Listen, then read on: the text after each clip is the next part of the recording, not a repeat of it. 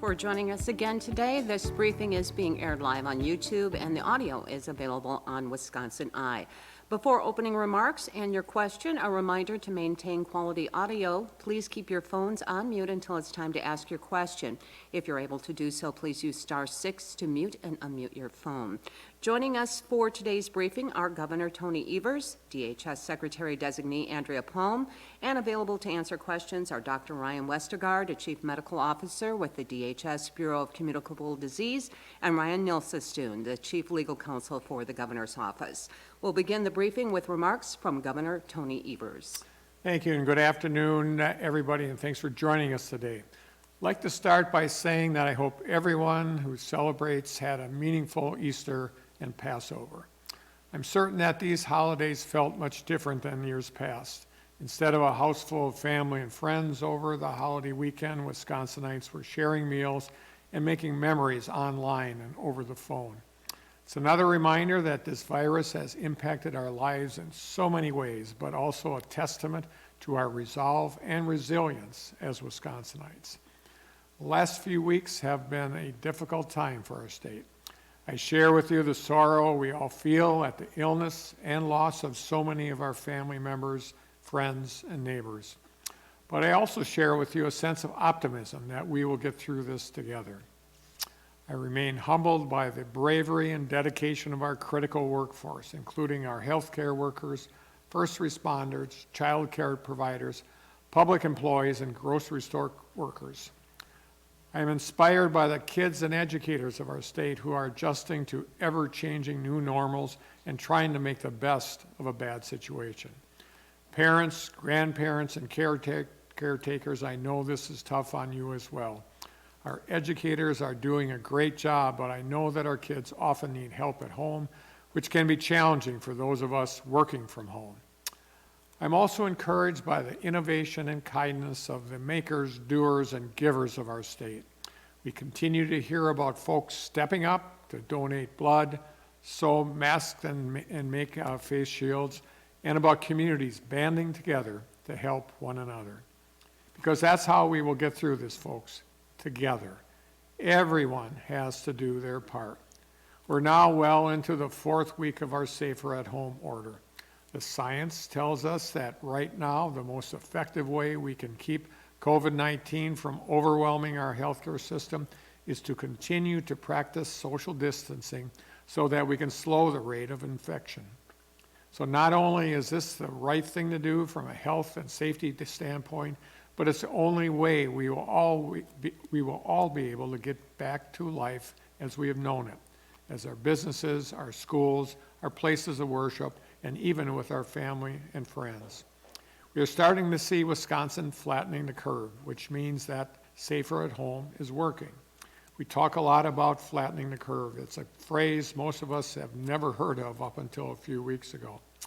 Folks, it's actually pretty simple, and here's what you need to know. When we talk about flattening the curve, we're talking about fewer people getting sick. We're talking about less of an impact on our healthcare systems. We're talking about saving lives. We're talking about your neighbors and coworkers and friends and family. We might even be talking about you. These are the lives we will save if we continue to flatten the curve. This is about more than the number of positive test kits our labs process. We're talking about people, folks who want to attend their kids' graduations or see their grandparents blow out birthday candles, or just play a game of euchre with their neighbors tonight. And yes, for now, some of those events may have to happen virtually because we're staying at home and practicing physical distancing. But with Safer at Home, we have fewer infections, fewer confirmed cases, less strain on our health hospital system, and more happy events to celebrate. Because Safer at Home is saving lives and keeping Wisconsin healthier than we would have without it. I'm so thankful for you, Wisconsin, for taking Safer at Home seriously and continuing to protect your friends and family and yourself by following it. I know this goes against the grain for most of us here in Wisconsin. When there's a flood or a fire or a tornado, our natural instinct is to stand side by side and help each other, whether it's filling sandbags or distributing food or clearing debris from the road. This time is different, except for the folks on the front lines. The most help we can give each other is to keep our distance for now. Once the danger of COVID-19 is past, that will change, and we can be with each other safely again. And now I'll turn it over to Secretary-Designee Andrea Palm, who will give an update on the important work we're doing to continue rising to the challenges posed by COVID-19. Thank you, Governor. Good afternoon, everyone, and thanks for joining us again today.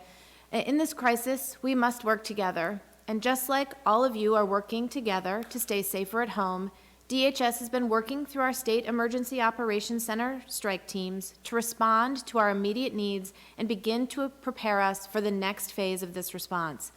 A lot of very smart people have been putting their heads together to provide us with the data we've needed to make policy decisions. Like the Governor said, our data and our models tell us that the policies are working to flatten the curve. When we hear flatten the curve, we think graphs and lines and color coding and numbers. But we need to remember that the curves on those graphs represent people, and the flat line indicates our hospital capacity. If the people curve isn't below the hospital line, those who need hospital care won't get it. Flattening the curve means we can treat all those who need hospitalization, and it means saving lives. As part of this effort, we've increased the contact tracing capacity of local health departments to follow up with people who have tested positive for COVID-19, making it possible to better track the virus and check in with others who have been potentially exposed. Policies like physical distancing and safer at home have made it possible for our local health departments to increase the percentage of cases they reach with contact tracing and decrease community spread. And we will need to continue to significantly expand our contact tracing capacity to effectively manage this outbreak moving forward. This is another reason that building our lab capacity is so key during this crisis, and we will continue to focus on increasing testing moving forward. In fact, we have 23 active labs running COVID-19 tests in Wisconsin today with a daily lab capacity of 3,886 tests. The more effective our safer at home and physical distancing policies are, the more effective our testing is at reaching people who need it most. And moving forward, our expanding capacity will work hand in hand with our contact tracing efforts to facilitate our ability to actively and aggressively manage this pandemic. And for those with symptoms or who have tested positive, we've opened 2 self-isolation sites and provided guidance and blueprints for local communities to do the same. These facilities will continue to be a critical asset as we further ramp up testing and contact tracing by providing places for safe isolation and quarantine to reduce community spread. While it's not enough, personal protective equipment continues to come in through the PPE donation and buyback program, and that PPE continues to be distributed to first responders. Working with the Army Corps of Engineers and local leaders, we have scouted sites to build out Wisconsin's healthcare system capacity. This will include alternative care facilities on the grounds of the Wisconsin State Fair and at the Alliant Energy Center in Madison. An alternative care site needs staff to run it, and hospitals and clinics across the state will also need more staff during a potential surge in cases. This is why we've launched the Wisconsin Emergency Assistance Volunteer Registry, as Governor Evers announced last week. If you're interested in volunteering, please visit the website weavrwi.org to learn more and to sign up. Wisconsin needs you, and we are so grateful that you will be volunteering. So let's get to our daily numbers update. As of today, we have 36,769 negative tests, which is an increase of 853 over yesterday. We've 1 county reporting cases for the first time. That's Green Lake County. There are now 3,428 confirmed cases of COVID-19 here in Wisconsin, which is an increase of 87 cases over yesterday. I know it can sound discouraging to hear an increase in these numbers, but it is important to know that we have actually seen a decrease in the exponential growth as a result of safer at home. We are flattening the curve. Our number of COVID-19 hospitalizations is 993, which is an increase of 19. And this means that 29% of people who have tested positive for COVID-19 in Wisconsin have been hospitalized. Our total death has now reached 154. We know this is a difficult time for everyone in Wisconsin. It is true that you are safer at home, and it is true that safer at home is saving lives, but that doesn't make it easy. That is why we also have teams working on community resilience, working to provide you with the tools to deal with stress and adversity, and to bounce back from these challenges. If you are looking for tools and resources about dealing with stress, I encourage you to visit resilient.wisconsin.gov to learn more about our Resilient Wisconsin initiative. This is a stressful time, and we need to remember that one way to reduce stress is to reduce our risk of infection. Each of us can do our part to keep ourselves and others healthy and safe by staying safer at home, practicing good health hygiene practices, and following physical distancing guidelines. Thank you for all your hard work, Wisconsin. We are making progress, and working together, we will get through this. We will now open it up to questions. A reminder to maintain audio quality. Keep phones on mute until it is time to ask your question. In the interest of time, also, please one question per reporter. And we'll begin today with Mitchell Schmidt from the Wisconsin State Journal. Mitchell? Yeah, thank you very much for the call today. I know this just came out earlier today, but we got to see a draft of the bill that Republicans plan to bring up in the Senate tomorrow, and it sounds like the Assembly draft will be very comparable. I was just curious if the governor's had any time to take a look at that, and if he has any immediate takeaways or thoughts on kind of what's being proposed. Sorry, I was busy this morning talking to agricultural groups across the state, as well as business officials in the Milwaukee area and other things. So I have not seen it. I saw some preliminary drafts, and so what I'm hopeful for is that we can agree for around this package. It's clearly, I mean, if it looks anything like the draft, which I don't know for a fact, but looking at and responding to the draft, there are things we can agree with, and most importantly, having to do with the 1 week, waiving the 1 week, and also the FMAT to make sure that we get the resources we need in the state of Wisconsin. Other than that, I can just tell you, and I guess I would also like to tie my answer into the people I was meeting with this morning virtually. There's an expectation on the part of small business owners and workers in the state, as well as our agricultural community, especially them, that the state of Wisconsin can step up and help them out financially. And so hopefully this will not be a one-shot answer to the crisis here in Wisconsin, but an opportunity to establish a dialogue so that we can talk about the farmers of the state, talk about the importance of small business owners to our state with the hundreds of thousands of people that employ them. But we will we'll take this, again, I didn't see it. I'm looking forward to seeing it and hopefully coming to some conclusion on these items. Thank you, Mitchell. Now to Dylan Brogan from Isthmus. Dylan? Thank you, Governor. Do you believe that voters were disenfranchised in the election last week? And knowing what you know now, would you do anything differently? I'll answer the last question first, because I'm asked that a lot. I don't know what I could have done differently. The Supreme Court has decided that it was unconstitutional for me unilaterally to do that. I didn't think that was the right decision, but the fact of the matter, that it was made that way. Second of all, if I had done that earlier, the result would have been the same. They would have turned it down 5 weeks before that. So do I think that I succeeded in that effort to delay the election? No, obviously not. Do I think that voters may have been disenfranchised? I don't know that for a fact, but the facts are that I'm sure many people weighed the difference between being unsafe and exposing themselves to an unhealthy environment or voting. Some of them, I'm guessing, did vote, did decide not to vote. And if that's a different definition of disenfranchisement, then I guess it is. But as you know, the courts will rule on this in the end analysis. Thank you, Dylan. Now to Danny Maxwell from WKOW-TV in Madison. Danny? WKOW in Madison. Yes, this is Emily calling in replacement for Danny for WKOW.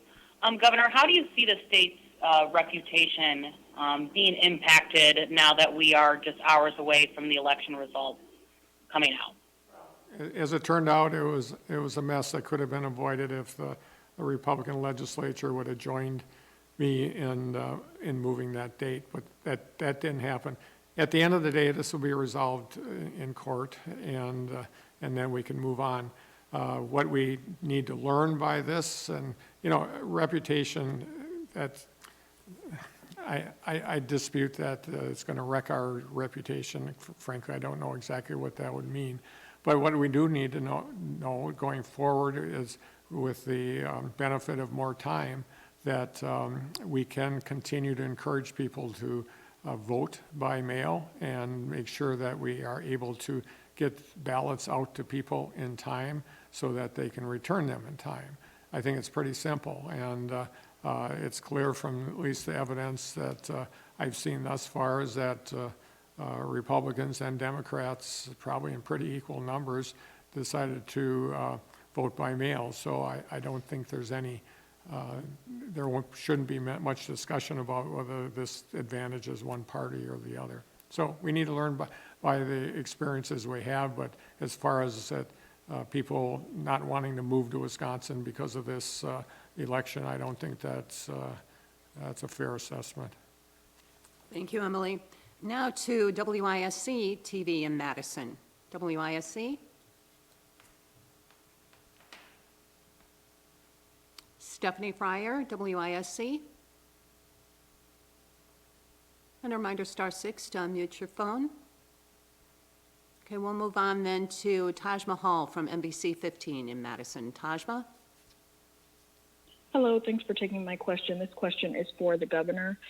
President Trump tweeted today basically saying that he plans to decide when guidelines for stay-at-home orders will be eased, not individual governors. What's your reaction and take on that? I don't believe that's an accurate statement. Is there any One question, Tajma, I'm sorry. We'll move on then to Shali Pittman from WORT Radio. Shali? WORT Radio. Hi, this is Jonah Chester, filling in for Shali Pittman. Thank you for taking my question. An early draft memo of the proposed GOP COVID-19 response legislation removed civil suits against medical equipment manufacturers that are donating to medical providers. In light of that, what is your administration and DHS doing to ensure proper quality and manufacturing of those PPE and medical assistance equipment? Well, I'm not sure that's what's in the final draft, so it's hard for me. Yeah, it seems like a reasonable thing to do to have those benchmarks in place, but not having seen the final bill, I can't respond to that question.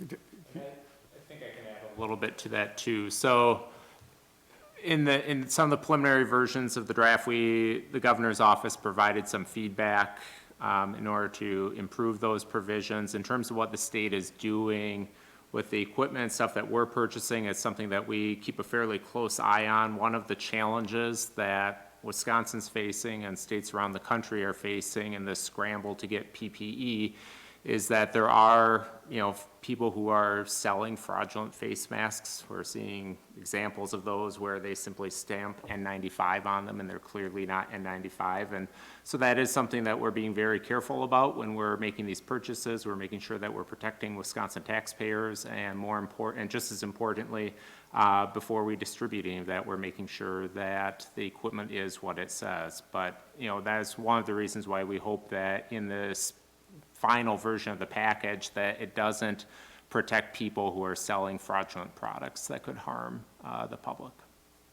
Thank you. Now to Robert Chappelle from Madison 365. Robert?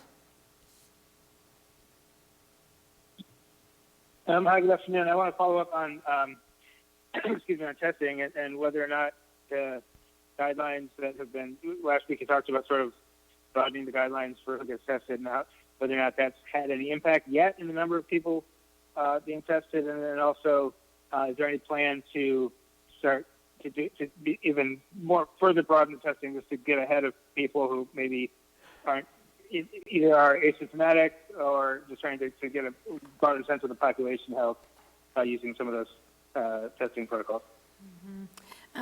So I'll let Dr. Westergaard chime in here as well. I think what we're likely to see coming out of the holiday weekend is probably not as many tests as we have seen previously, and I think some of that is probably reflective of the fact that people were celebrating the holidays in this new normal, and did not seek out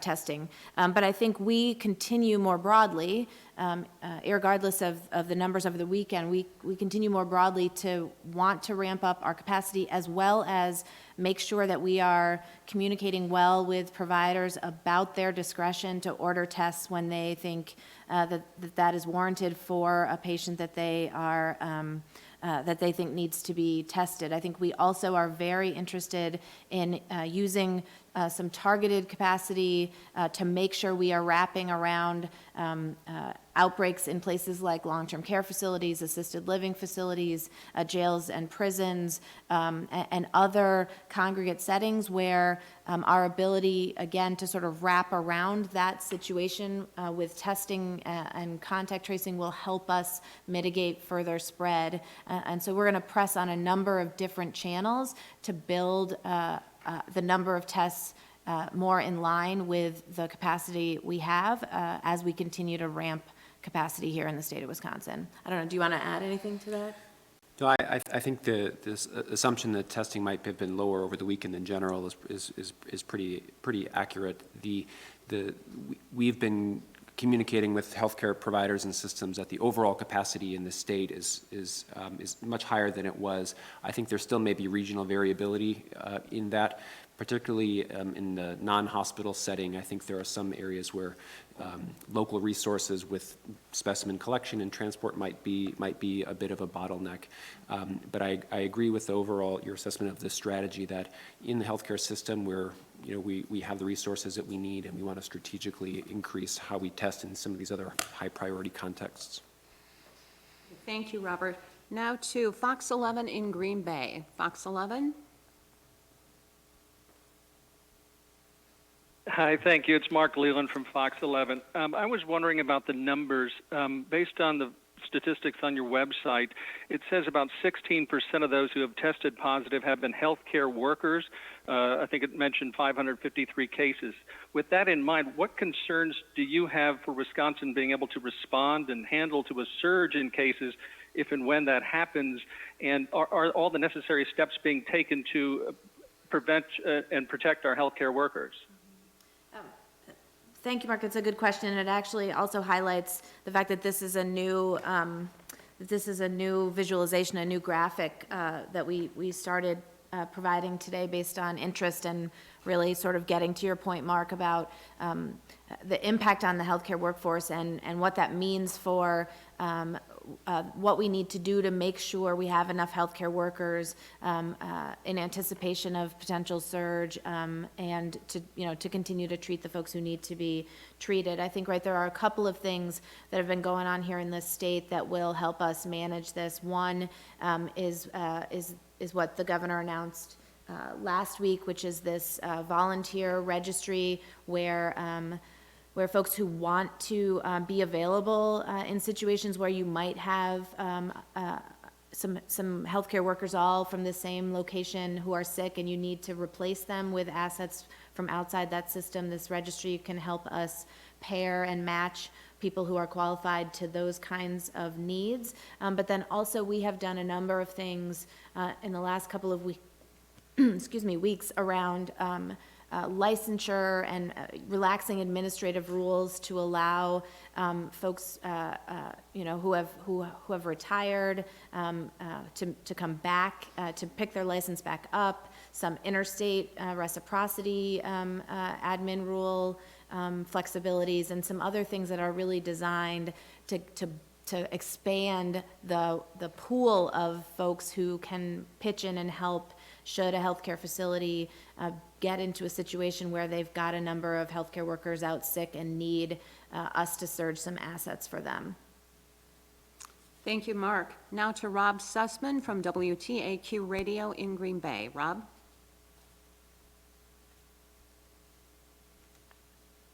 Hi, this is Casey Nelson filling in for Rob. Our question is, with just about 100 people being the increase in cases here and there, people are on both ends of the spectrum saying that's a lot or maybe that's not a whole lot. What is really the reality of seeing only about 100 or so confirmed cases every update here? Yeah, I think it's a great question, and it's an important observation. So the answer is that 100 cases is much better than 1,000 cases that are being seen in other states, but it's probably not low enough for us to feel confident that there's not a fair amount of community spread in multiple areas of the state. So what we've learned from other epidemics in other countries is that when we have a similar testing infrastructure like we do, we probably detect some low percentage, between 10 and 20% of the true cases.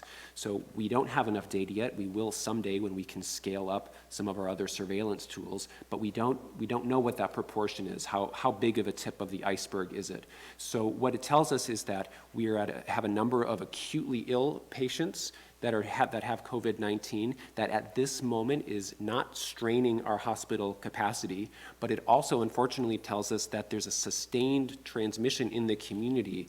That means that there's a large number of people potentially who are infectious, and that if we relax safer at home, or when we relax safer at home, we're really going to need to be able to zero in and contain those individuals. So it's good news and bad news. Clearly, we're not at the surge that's straining our healthcare system capacity, but we're also not at such a small level that we're safe from having an expanded epidemic like seen in many countries. So we're watching it very closely, and we're one thing that we're certain about is that the level we're at is much, much better than would have been projected at the beginning when we had that exponential growth that was seen in other curves. So in other countries. So we've clearly flattened the curve, and the number of between 100 and 200 cases a year is evidence of that, but it does mean that there's still transmission in the community right at this moment. Thank you, Steve. Now to Addie Bink from WFRV TV in Green Bay. Addie? Yeah, hi there. So we've seen some forecasting that says that Wisconsin's peak for the pandemic was actually yesterday. I was just wondering, maybe this for Westergaard or Secretary Palm, but if you believe that this is true, or if you think that we have yet to see a peak of the virus in the state. Yeah. I'm happy to take that. I mean, it would be wonderful if that was true. We very much hope that it was, but the truth is we don't know. You don't know what the peak of the curve is until you're on the other side of it, and you've seen the sort of the first wave of the epidemic come and go. So the message that we'd like to give is that it's really where we go from here really depends a lot about how we approach the coming weeks. The cases that we're seeing right now really reflect people who were infected a week or two ago. So the trend that we see now is going to depend on how we maintain our physical distancing and our infection control practices in our healthcare system. And if this is the peak, if the peak was yesterday, that will be evidence that we've done a really good job. But the other point that we want to make is that it doesn't mean that we've eradicated or eliminated. We flattened the curve, but we haven't smashed the curve down to nothing. So there's still people with the infection in the community that we don't know about. So we need to be very careful, make sure we have all the resources in place. As time goes on, we can keep the curve low, because we're not out of the woods in terms of having another surge when things change in terms of our physical distancing. Thank you, Addie. Now to Cammie Rapson from WBAY. Cammie? Hi there. I wanted to follow up on the comments from President Trump over the weekend. He specifically said that the decision to relax social distancing guidelines would be up to him and the federal government rather than the states.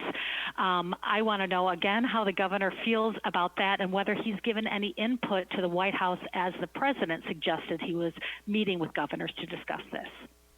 Well, as I said before, I don't agree with his assessment. Clearly, all along, the governors have taken a lead on this all across the country, and I anticipate that's going to continue going forward.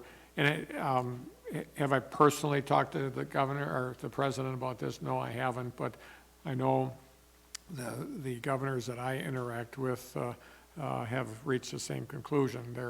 They're the ones that are ultimately responsible for what happens in their state, and so we're hopeful that the president will be on board with the good work that's being done in the states.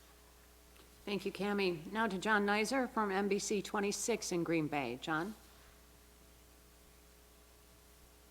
Abigail for John. Now, I know we kind of mentioned the possible connections with the in-person election, but we've seen a huge spike in Brown County, it just seems, in the last 5 days after the in-person election. So I'm just curious again, are you guys worried about that concern and when we would start to actually see or know how many people are affected because of that? Do you know anything about Brown County specifically?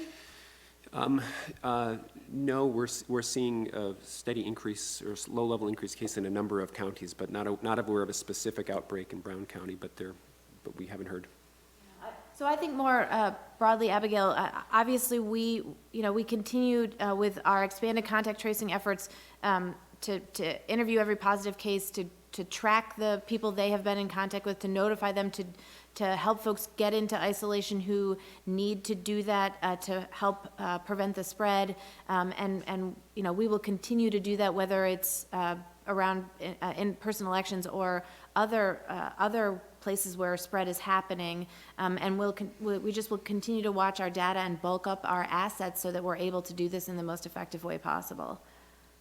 Thank you, Abigail. Now to Lauren Cox from WCLO Radio in Janesville. Lauren? And a reminder, *6 to unmute your phones. Lauren Cox from WCLO Radio. Hi, yes. My question is for the Secretary Palm. We're seeing some discrepancies by county in terms of how health officials decide on what data to report, not only to the public, but also to, first responders and local government officials. And I was wondering, I know the state has given some guidance to counties, but it seems like it's been more or less up to the individual health officers to interpret HIPAA laws and other responsibilities. And I was wondering why the state doesn't opt to instead give a more uniform and direction and enforced as far as like putting every county on the same boat versus kind of giving each county the flexibility to report things and work with their local leaders as they see fit. Well, I think, right, Wisconsin has a proud tradition of running communicable diseases at the local level. This is obviously like none we've ever seen before, and we're working very closely with our partners at the local level. And it's part of why we have done a number of things through our daily data reporting to break information down by county, so that there is some consistency and some set of pieces of data that are uniform across the state. But obviously our local public health is working unbelievably hard, and they've got a lot on their plates, and they certainly have the discretion to provide information that is helpful and useful to support the public health and to advance what needs to happen at the local level to protect their communities. And so we continue to work with them, and we will continue to do what we can to provide county level information through our daily updates at 2 o'clock on our website. One other point to add to that, in terms of the first responders, that is something that we've worked very closely with law enforcement and the sheriffs on, and we did issue an order that provided uniformity. So in terms of making sure that we're striking that right balance, as Secretary Palm said, in terms of protecting privacy and local control, yet at the same time making sure that our first responders who are in a difficult situation and have limited access to PPE are able to know when to best use it. So that is an order that has been issued. There is uniformity there in order to strike that right balance. Thank you, Lauren. Now to Scott Bauer from the Associated Press. Scott? Hi, thanks for doing this call. Governor, one of the things the president said that earlier today was that there was trying to have some coordination with states and the White House on their plan. Can you describe the level of coordination Wisconsin has had with the White House and how it's been dealing with this outbreak? Well, I've participated in every governor's only conversation with White House. Certainly, members of my staff have. So I believe our words have been heard, especially. One of the things we continue to struggle with, frankly, I think that our words have been heard, but the issues of protective equipment and how we're going to need that going not only now but going forward, that's still a problem. It's an ongoing problem, but there's always good conversation. People have gotten to the point where we're trying not to throw darts at each other, but at the end of the day, there are things that we need their help on, and protective equipment is definitely one of those things. Thank you, Scott. Now to Shaquille Brewster from NBC News. Shaquille? This is Carol Eggers with NBC for Shaq. I just wanted to follow up on the questions about the impact of the in-person election on suspected COVID cases. Do you have a sense of when you would know if there was an impact, or could be confident to say that there wasn't an impact? And then for the governor, have you been in conversation with the Republican leaders about how to protect voters in May and looking ahead to November? Well, I can answer the last question first. I have not been in contact with legislative leaders on that. We've just got through battling to a bad place, frankly, on the last election. We will continue to work with them to make sure that they understand how important it is to balance safety and health against the constitutional right to vote. It's a tough balance. It's not an easy one. But in turn, looking forward to the November election, we do have an opportunity to take some time and make sure that the issue of mail-in ballots is handled better than it was last time, and it would be much more smooth. The answer to the first question about the timing of illness showing up after exposure is best answered sort of by what we know about the incubation period of the virus, which is about 2 weeks. So if someone's exposed to the virus on day one, the window during which they could have developed symptoms is about 2 weeks at the most, and probably on average it's a little less than 1 week. Thank you. Now to Maddie Heim from the Appleton Post-Crescent. Maddie? Hi, thanks for taking my question. Secretary Palm, I just want to go back to the ventilator question that I had last week. So those 1,500 ventilators that you mentioned that the state was in talks to buy, I'm just wondering what company they're from and how soon you expect to have them in hand. So I think I remember that it's GM. Does that sound? Yeah, Maddie, let me follow up with you. And I think we are hoping, depending on the status of the order, that we would get a very small number of them sooner, but that the bulk of them would come later, just because of the vast number of orders that the company is currently seeing. But we'll circle back with you on the details. I just don't want to get the company wrong. Thank you, Maddie. Now to Ben Meyer from WXPR Radio in Rhinelander. Ben? Thank you. I'll pass. My question got answered. Okay, thank you. To Matt Piper from the Sheboygan Press. Matt?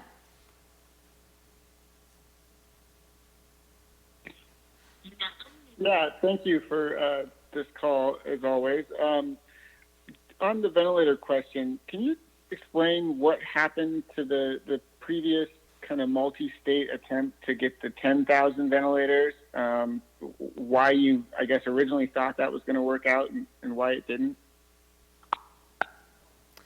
Yeah, so we worked together with a number of our neighboring states to try to put in a bulk order that would put us at the front of the line. We were, trying to be creative and do some bulk purchasing across state lines to get higher in the queue. And ultimately, that order fell through.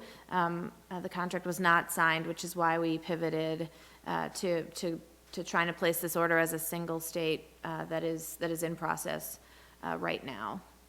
Yeah, basically, the original thought around it was purchasing power. You have 4 states instead of 1. Frankly, if the, 2020 is hindsight, or 2020 vision from hindsight is really good. If the federal government would have had that purchasing power, it would have been significantly more than the 4 states, or even all 50 states. Certainly better than 50 states individually. So but that's water over the dam. We need to move forward. We're pleased that we're in the position now where we actually can compete, but it's difficult to compete against bigger states, and frankly states that have enormous needs. Thank you, Matt. Now to Jessica Van Egren from Up North News. Jessica? Jessica Van Egren? Yep, thanks for taking my call. I just was wondering, Governor Evers, if you could expand just a little bit on the conversations you said you were having earlier today with the agriculture and small business communities. It sounded like you thought, based on that conversation, that more than one relief bill might be necessary.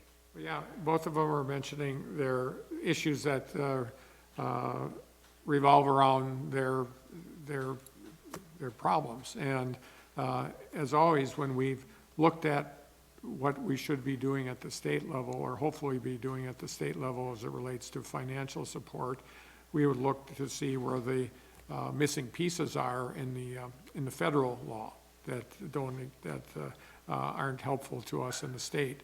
And so both of those groups felt that to some extent there were some missing pieces, and therefore they're looking for some help from the state level. Oops. And lastly, I lost my train of thought there. Lastly, not only were the issues around how the state can help them move forward, but also both groups spend a fair amount of time talking about the issues of stress and mental health and things that we have to absolutely keep as a top priority as we go forward in this effort. There's a lot of isolation. There's a lot of people that, whether you're a small business owner or you're a farmer in Barron, Wisconsin, the issues of mental health are critically important, and that we need to address them, continue to address them, and see how the state and federal government can help accelerate that. Thank you, Jessica. Now to Patrick Marley from the Milwaukee Journal-Sentinel. Patrick? Hi, Governor, one thing I wanted to ask you is Jim Steineke tweeted that about half the members of the Assembly will be in person at the Capitol for this session, with the rest participating remotely. I know that the stay-at-home order there's an exemption for the legislature, but do you think it's wise for 50 lawmakers to get together in a relatively small room? Well, I don't know if, I'm sure Representative Steineke knows the dimensions of an assembly parlor or assembly room, and that he knows that these folks need to stay at least 6 feet apart, and so yes, I believe that he knows what we're hopeful of here, and whether that's wise or not, it's his call. He's the one that's calling it and having it happen here. But I'm assuming that he's taken the measurements of the room and he's going to keep people apart. Thank you, Patrick. Now to Mark Stevens from CBS 58 in Milwaukee. Mark?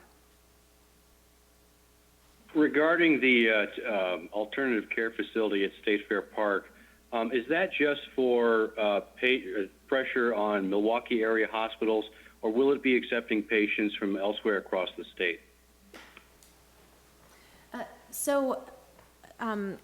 Local Milwaukee leaders have been certainly leading this effort. We've been partners with them. I think initially their focus is on the regional needs of the Milwaukee area, but we also will be building some transportation plans so that if there are other parts of the state that need access, we will have plans in place to facilitate that, so that we've got surge capacity more broadly if we need it, and in worst case scenario. Thank you, Mark. Now to Angelica Sanchez from Fox 6 in Milwaukee. Angelica? Fox 6 in Milwaukee. Okay, we'll move on then to TMJ4 and Rachel. TMJ4 in Milwaukee. Hello. Are you or will you be setting up a task force with business and community leaders to set guidelines and times to reopen the state? We'll be having conversations with various business groups. Certainly, there are a number of business groups in the state that represent different types of businesses, and so we'll be reaching out to them. But at the same time, we will be consulting with our healthcare professionals. At the end of the day, we are going to be very careful about this decision, but most importantly, I think is, and Dr. Westergaard talked about it a bit, and I'll just reemphasize it. In order for us to get to a place that's maybe less restrictive in the state, our public health systems are going to have to look different. We're going to need more testing. We're going to need the ability to zero in on smaller numbers of people that may be COVID positive in their test results. We're going to need lots of people to work on contact tracing, and especially in our urban areas, we're going to need lots of folks to help those that were identified under the contact tracing that may have been in contact with the person identified, to help them figure out how they're going to change their life and self-isolate. So all those things are going to have to happen if we don't want to be sitting here talking next year at this time about the same thing. This has to be done very carefully. It's going to take some people to make that happen. I think the people of Wisconsin are up for this, but it's more than just saying, hey, on May 15th, it's going to be all better. Whenever it is, it's not going to be flipping a switch. It's going to be making sure that we have the public health system in place so that we don't return to where we are today. Thank you. Now to Terry Sater from WISN TV in Milwaukee. Terry? Yes, this is for Dr. Westergaard. How will the state track the spread of COVID-19 from in-person voting last week, and what are your expectations given the lines that we witnessed? The method for detecting all cases is the same. Every time there's a symptomatic case that has a test and is diagnosed and confirmed to have COVID-19, they're contacted by local public health and do an interview about their exposure history. That means exposures to other people or to public settings. So through that process, people would be able to determine where in the community they've been, what other people might be at risk, and we would know at that, using those same systems that we would have. So we'll find out, if there's any signal in the coming week that might indicate that. Thank you, Terry. Now to Sandra Torngren from Spectrum News 1. Sandra?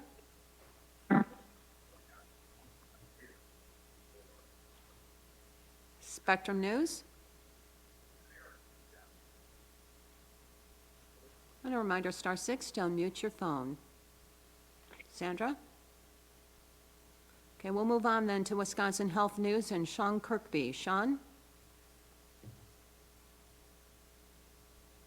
Hi, thanks for taking my call. I was wondering for the alternate care facilities what the staffing plan is. Does the state plan to offer any kind of money similar to what New York and Illinois have done to attract workers to those facilities? Thank you. So Sean, the local leaders and local public health are working on their staffing plans right now. It is certainly something that FEMA asks to, and the Army Corps asked to see as part of our agreement to work together with them. And so those are underway currently at the local level. Thank you, Sean. Now to Stephanie Hoff from West Politics. Stephanie?